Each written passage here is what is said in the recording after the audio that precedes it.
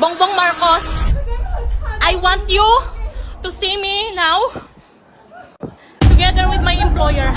Sabi ika nga nila bilang OFW ay dapat maging matapang ka sa oras na ikaw ay inaagrabyado ng iyong amo at humingi ng tulong habang maaga pa.